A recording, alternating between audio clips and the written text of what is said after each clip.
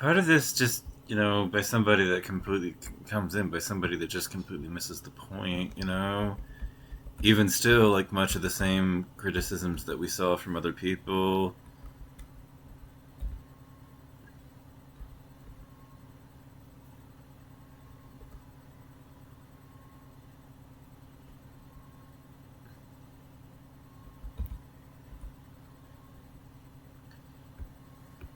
Right, well, he eventually gets to the point, but, Edward acts like a creepy stalker. The relationship is treated like a perfect fairy tale romance, despite being incredibly toxic and mess up. This is the most basic and obvious criticism people have always made, but I keep seeing people act like we're doing something new by pointing them out. I've seen people say when people point out that very good reasons not to like this series that they never saw people talk about any of that. They just saw people complain about sparkly vampires. First of all, you, you God, that's such an annoying objection to that point, which is just you weren't paying deep enough attention. It wasn't like you were scouring the entire internet to find it exhaustively to find what any critic of Twilight was trying to say at the time. From the start, this series has attracted feminist critics that have pointed out that Edward was stalkerish and abusive, but we were ignored. And just because you didn't personally see us not going after the sparkly vampires crap doesn't mean we weren't there, you know?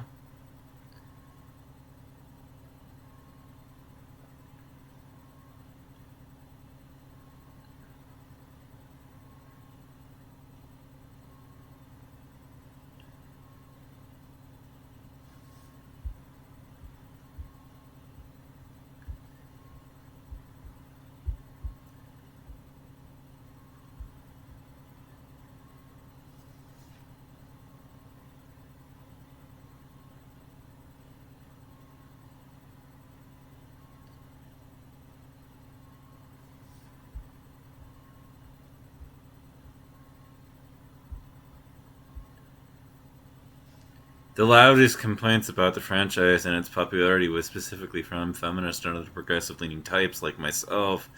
Like he points out, like I have distinct memories of listening to a radio program reporting on the popularity of movies as they were coming out.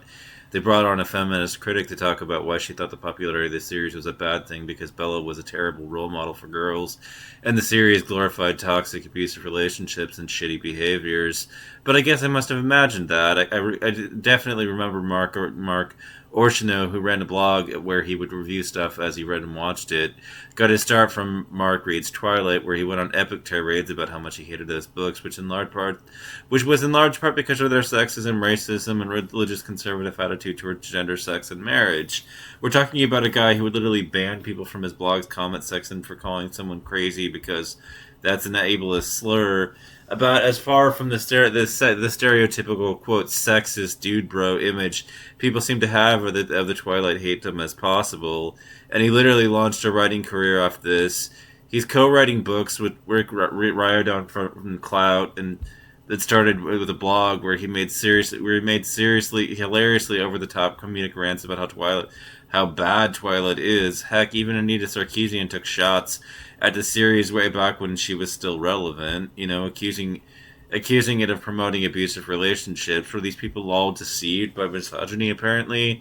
Even people who were part of the franchise hated it. It's been famously said that no one hates Twilight more than Robert Pattinson hates Twilight. He called Stephenie Meyer insane, and he said deliberately. He said he deliberately played Edward as a creepy weirdo loser because that's how he thought when how he thought he came across in the books. Edward as being a creeper was such a common opinion that even the guy who played him agreed with it. This is not a new perspective. Neither is thinking imprinting is messed up or the plot in Breaking Dawn is religious abstinence propaganda or werewolves are an offensive savage Indian stereotype. This is all old news, but I keep seeing people be like, the popular Twilight hate obscured the real reason these books and movies are bad, and then listing the same reasons everyone already thought they were bad. You know? On par with the level of revisionism to claim that Twilight was hated because it was for teen girls, and not because of it's horribly written on the level from the handling of the central romance down to the dialogue and prose is the claim I saw one person try to make that nerd culture of the time was sexist because they went after Twilight, and not because of similarly big bad moves that were coming out at the time that targeted at boys like Michael Bay's Transformer movies. No, that's seriously the example they choose. These movies were the favorite punching bag of the angry YouTube critic era that were infamous for the amount of nerd rage they caused. Michael Bay ruined my childhood. Then were used whenever someone needed a counterexample to the idea because something popular is successful, it must be good. Ironically, I see a weird number of people trying to make the case that those movies aren't bad recently, and they actually have that in common with Twilight. There's another factor. People do remember that Twilight was a huge cultural phenomenon, right? There were 4 books, 5 movies, and they all made banks. It's not some random series for young girls. People just randomly started attacking out of nowhere. It was a huge franchise. I mean, even now, some people on the subreddit seem to have trouble with the idea that if something is popular, it's going to be popular to criticize, judging by the amount of complaints I see about there being too many superheroes in shonen manga. But you know, anyways.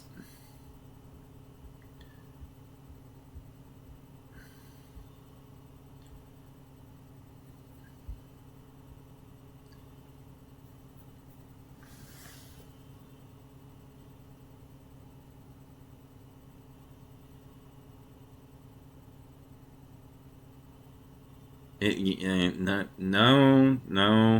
I was there back in the 2000s, doing exactly that. Except I didn't mention anything about the noble savage's archetype. I was pointing out that this relationship was abusive, and it was not good relationship goals at all. You know, I didn't care about 13-year-old girls thirsting over emo vampires. I cared that the relationship in the fucking film was abusive.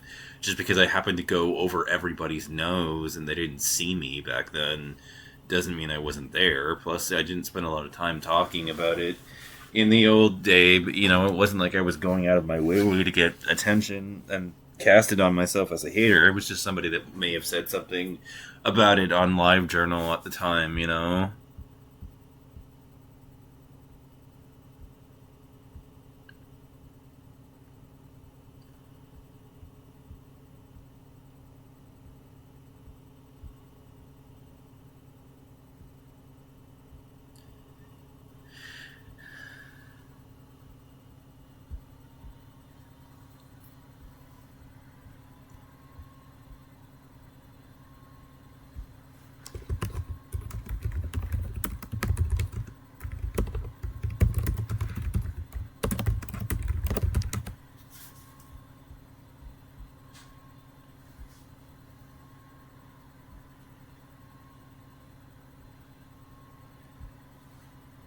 April 13th, 2010.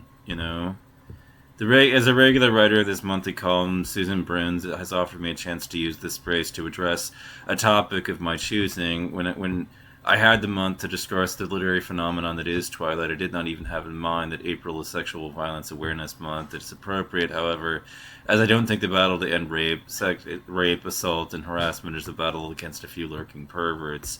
Of course, perpetrators of violence, the vast majority of whom are men, should be held accountable, but these usually aren't the disturbing strangers that I was made to fear in self-defense classes. Most women who are victims of sexual assault know their attacker, either as a friend or family member, acquaintance, partner, or boyfriend. Feminists have coined the term rape culture to describe a culture that normalizes and sometimes idealizes sexual violence. I truly feel the entire way we approach sex and relationship in our culture is toxic, and the ending sexual violence means that changing the way we view our lovers and partners. Twilight does nothing to challenge these views, but thousands of fans have come to deeply envy Bella and Edward's loves, and that terrifies me.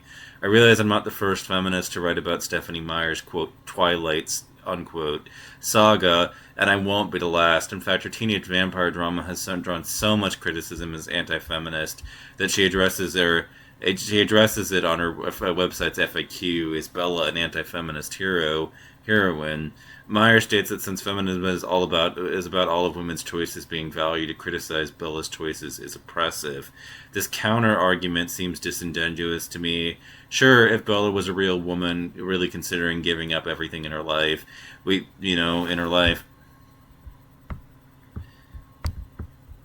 life to spend eternity with a handsome jerk, it wouldn't be very empowering to tell her that she can't or shouldn't.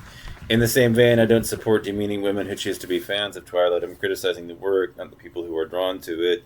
But Bella's life is a narrative constructed by an author, so her choices are not real. They are instead a reflection of the author's values and ideas with the author hopes an audience will connect. In my beloved genre of young adult fiction, is a young, impressionable audience. Does Meyer want girls to get married at 18? Of course not. Is Meyer presenting girls with an ideal romantic relationship that is unrealistic and much more importantly unhealthy? I say yes. Though Meyer's protagonist Bella does have a family and friends, her raison d'etre is to exist opposite Edward Cullen, no matter what, forever and ever. She risked life and limb over the course of their relationship to remain basking in his glow. She's flattered, not reaching for a phone to call the police when she finds out he's been watching her sleep since the day they met. When he leaves her temporarily, she starts endangering herself to get some adrenaline-fueled glimpses of him.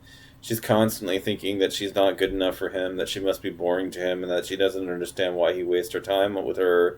This is not the voice of an empowered woman. Unfortunately, this is a voice of a lot of lonely teenage girls who were told they're only worthwhile if a man wants them.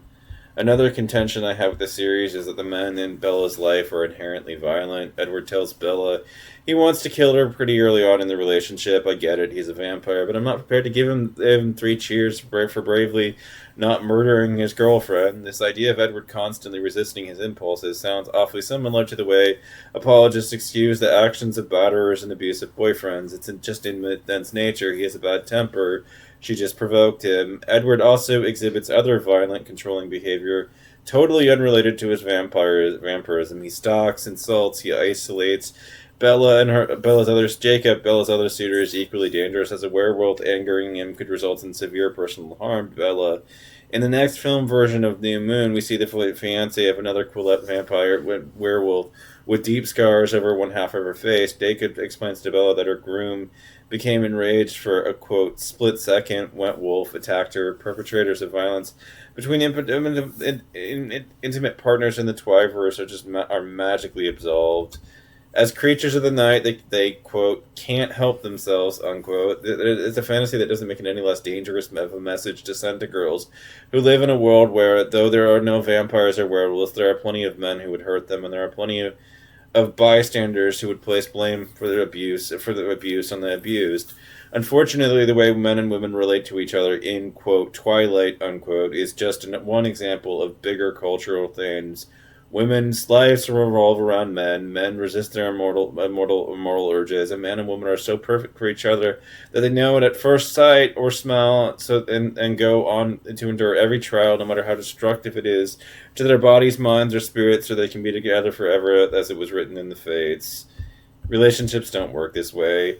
They shouldn't work this way. For this to be the ideal relationship in our culture is dangerous. Do you remember a very different vampire loving heroine, Buffy Summers? Sure, she did dangerous things for mystical love too, but in the end her relationship didn't work out. Again and again, she dumped or got dumped. She lost, she grieved, she got over it. Love wasn't destined, it was messy. When she reunites with her original blood-sucking beau, Angel, in the last episode of the TV series, they don't ride off into the sunset. Instead, she tells him she's staying single because at the age of 22, she still needs time to figure out her life and herself. She compares herself to the unbaked cookie dough. I'm not finished becoming whatever the hell I'm going to turn out to be. Why not as graceful an analogy to lions and lambs? I'm sure it sure says something much better about what it takes to be whole. So we were there, and there were men that were joining in with this on this line of critique and everything who agreed. Even back then, we just didn't have the kind of cultural clout and relevancy to be noticed.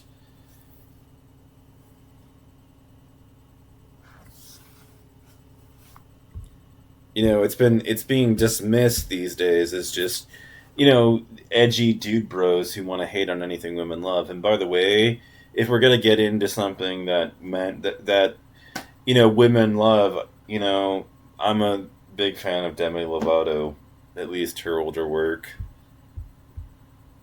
which I've noticed, women love.